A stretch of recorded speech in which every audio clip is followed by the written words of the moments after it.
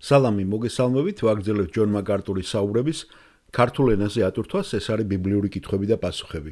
შემდეგ კითხვა უაღრესად საინტერესოა და მე ბევრჯერ მომისმენე ამის შესახებ, ბატონი ჯონისაგან ისედაც, მაგრამ ეხლა კიდევ ბოლოში კიდევ კარგად ესე ვთქვათ, რაღაცა, რომელიც კიდე არ იყო გამახვილებული ამ ადგილთან დაკავშირებით, კიდევ წარმოჩნდა, აი სულიწმინდა ალბათ მიაწოდა ეს, რომ ეთქვა და უფრო ფართოდ წასულიყო, უფრო შორს.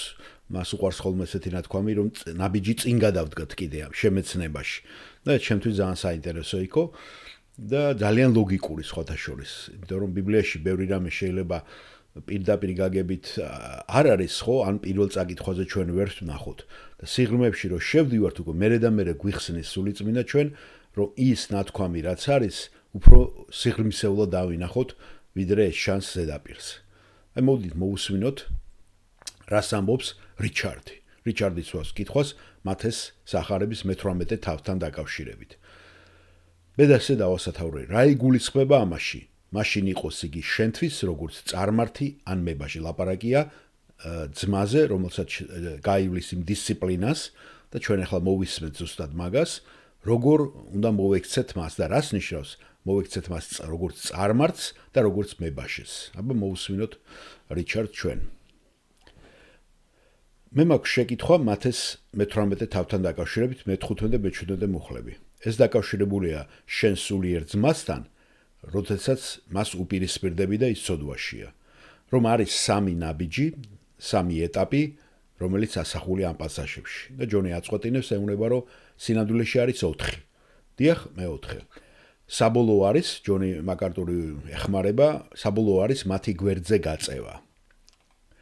და მე წავიკითხავ ამ ადგილს უფრო მეც ვიდრე აქ არის ნახსენები. მე მე-15-დან დავიწყებ 22-მდე ჩავალ, იმიტომ რომ საინტერესო ადგილია, გახსოვთ, აქ ლაპარაკია ჯერ იესო დააყენებს ბავშვს, მერე ამბობს უკვე დაკარგულ სხვარზე და მერე მოყვება აი ამას, ამ ამბავს. თუ შენი ძმა შესწოდავს, მიდი და ამხილე იგი.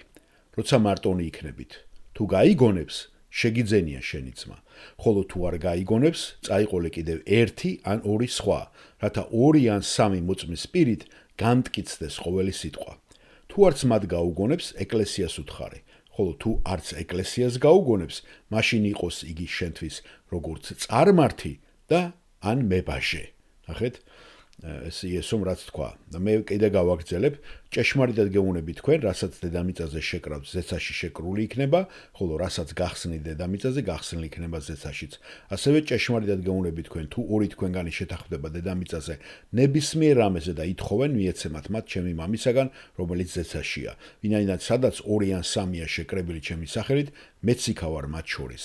მაშინ მივიდა მასთან პეტრე და კითხა, უფალო, რამდენჯერ უნდა მიუტევო ჩემს ძმას, ჩემს წინააღმდეგ რომ შესწოდავს? 7 ჯერ? უთხრა მას იესომ, არ გეუნები მე 7 ჯერ მეთქი, არამედ 70 გზის 7 ჯერ.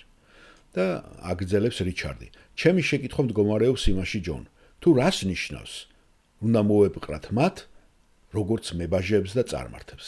და ჯონ მაკარტური იწყებს პასუხის გაცემას. კეთილი. რიჩარდ, თქვენ პირველ რიგში რაც უნდა გესმოდეს, ეს არის ძირითადი ტერმინები, ზოგადი ტერმინები, რომელიც ასახავს საკრებულოდან გარიყულ თქვენ სულიერ ძმას.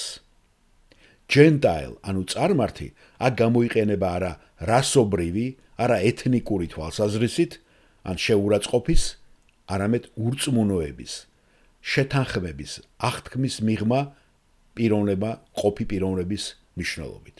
სხვა სიტყვებით რომ ვთქვათ, მოეკეცით მათ როგორც ურწმუნოს და გადასახადების ამკრეფი მებაჟე.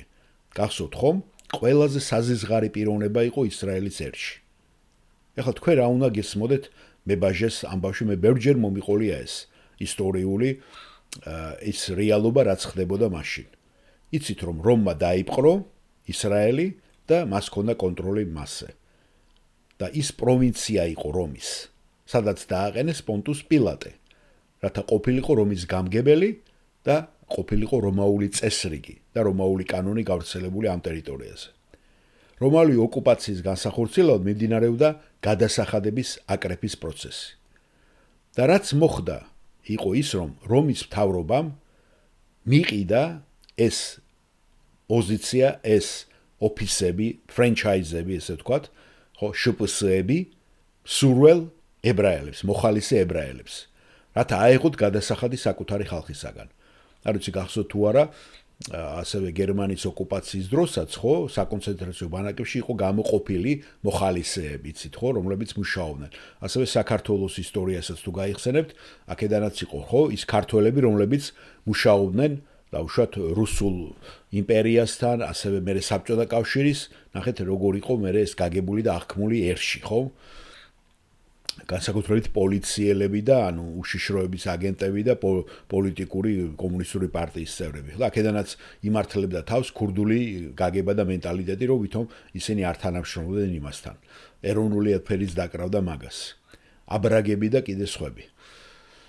ნახეთ და ჯონ მაკარტური აგრძელებს. სწორედ ეს გააკეთა მათემაც და ზაქე მებაჟეემაც. ეს იყო ის, რასაც ტექსტი უწოდებს პატარა მოხეს. მე არ მქონდა ეს სიტყვა გაგებული, ეს არის ებრაული სიტყვა, მოხეს ან მოხსა.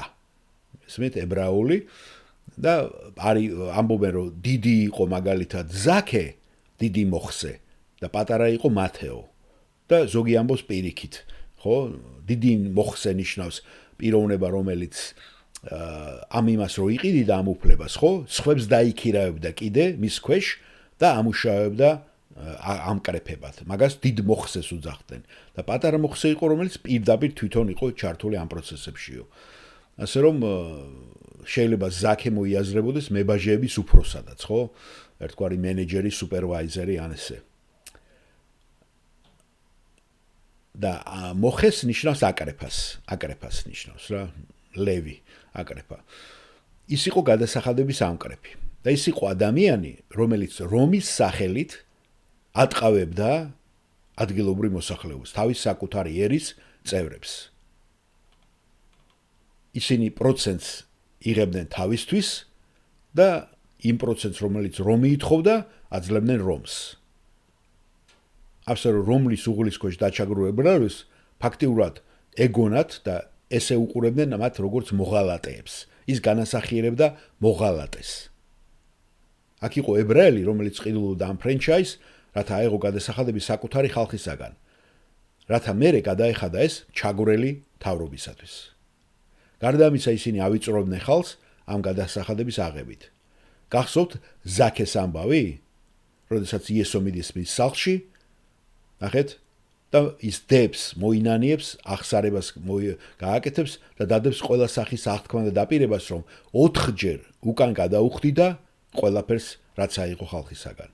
ანუ მან გამოსძალა ხალხს და გადააჭარბა იმაზე მეტად, ესმით, რასაც მას თხოვდნენ. და მაშინ იესო ამბობს, რომ დღეს ხსნა მოვიდა ამ სახლზეო. ასე რომ ხალხს პირდაპირ გაგებით ზულდა ეს გადასახადის ამკრეფები. რადგან გარკვეული გაგებით მათ თავიანთი პირმშობა მიყიდეს, როგორც ებრაელმა, რომს ფულის სანაცვლოდ და ითხოვდნენ და ატყავებდნენ გადასახადებით საკუთარ ხალხს. ასე რომ ხალხი მათვლიდა ჩაგვრილებად და დამყრობლებად. ასე რომ როდესაც იესო ამბობს, მოეკეცით ამ თქვენ სულიერ განდგომილ ძმას, როგორც წარმართს და როგორც მებაჟეს, ის გულისხმობს, რომ მოეპყრათ მას, როგორც ისეთ ვინმეს, რომელიც აღარ ეკუთვნის თქვენს ეკლესიას და ისეთ ვინმეც, ვინც არის განდევნილი. ახლა თუ ადამიანი ეკლესიაშია, ცოდვას ცოდვაზე, კიდევ ცოდვას უმატებს და არ ინანიებს, არ ბრუნდება, ხომ? და როცა შენ გაატარებ მას ამ პროცესებში, შენ ექცევი მას უკვე როგორც აუტსაიდერს, გარეთ მყოფს, ვინც უკვე აღარ ეკუთვნის თქვენ საკრებულოს. თქვენ არ უშვებთ მის შემოსვლას და ახლობლობას სხვა ეკლესიის წევრებთან. აქ ჩვენ გავიხსენეთ 1 კორინთელ წელის მე-5 თავს, გახსოვთ, რომ პატარა საფუარი აკეთებს რას? ძალიან დიდ პურს აფუებს. ანუ მთელი სიმსივნე ჩდება უკვე ამ პატარა საფუარით. ამიტომ თქვენ არ გინდათ, რომ ისინი იყვნენ თქვენი ძმების გარშემო. და თქვენ უნდა მოექცეთ მათ, როგორც წარმართებს,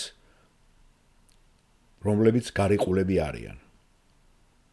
ეხლა მე მინდა ნება მომეცით, რომ გადავიდე ამ განზომილების მიღმა და უფრო სიღრმისეულად დავინახო ეს. იმიტომ რომ მე ასევე მჯერა, რომ ჩვენ უნდა მოვექცეთ წარმართებს და გადასახადის ამკრეფებს და გარიყულ ადამიანებს გარკვეული ევანგელისტური გათვალისწინებითაც. თუ როგორი უნდა იყვნენ ისინი მომავალში, რომ გადარჩნენ. ასე რომ მე ამაში დავინახავდი იმასაც, რომ თქვენ შეიძლება მათ გამოედევნოთ კიდევაც. შეიძლება არ უშვებდეთ საკრებულოში, მაგრამ თქვენ ყურადღებას აქცევთ და აკვირდებით მათ შემდეგ ნაბიჯებს. იმიტომ რომ თუ თქვენ ტლიანად გაწყვიტავთ მათ, გახსოვთ იესო გვეუბნება, რომ ტრად არ უნდა მოვეკიდოთ მათ, ხომ? და პირიქით მტრების შეყვარებასაც გვეუბნება. ასე რომ თქვენ მზადყოფნაში უნდა იყოთ, გუნდა გქონდეთ რაღაც გარკვეული დაკვირვება მათზეც, თუ რა ბედი ეწევათ მათ, თუ მოინანიებენ და თუ შემოbrunდებიან. და გქონდეთ საშუალება, რომ გარკვეულწილად კიდევ შეახსენოთ სახარება, რასაც ვაკეთებ წარმართებისა და ურწმუნოების მიმართ, როცა მათ ევანგელიზაციას ვეწევით. რათა აღარ იყვნენ ისინი განდევნილები. ასე რომ მე ვფიქრობ, შეიძლება აქ იყოს ევანგელისტური განზრახვაც, რომ ჩვენ მივყვეთ მათ და კავშირი ვიქონიოთ დისტანციურად, როგორც გვაქვს ურწმუნოებთან. მაგრამ უშუალო შეხებაში და ლაპარაკია ახლა აქ ზრდასრულ ქრისტიანებზე, აქ არის ლაპარაკი ახალ ქრისტიანებზე, რომ ისინი რომ დარჩნენ აქ, ხომ? ძალიან ბევრ ადამიანს შეიძლება ეს ცოდვა გადამდები იყოს. ახლა როგორ ვექცევით ჩვენ წარმართს და გადასახადების ამკრებს? იმედია რომ თქვენ არ აგინებთ და ქვებს არ უშვებთ, ხო მათ? იმედია რომ თანაგრძნობით მოუწოდებთ მათ გადარჩენისაკენ. გასაგებია? დიახ, ჯონ, გასაგებია, დიდი მადლობა, რომ ასე დეტალურად განიხილეთ ეს კითხვა.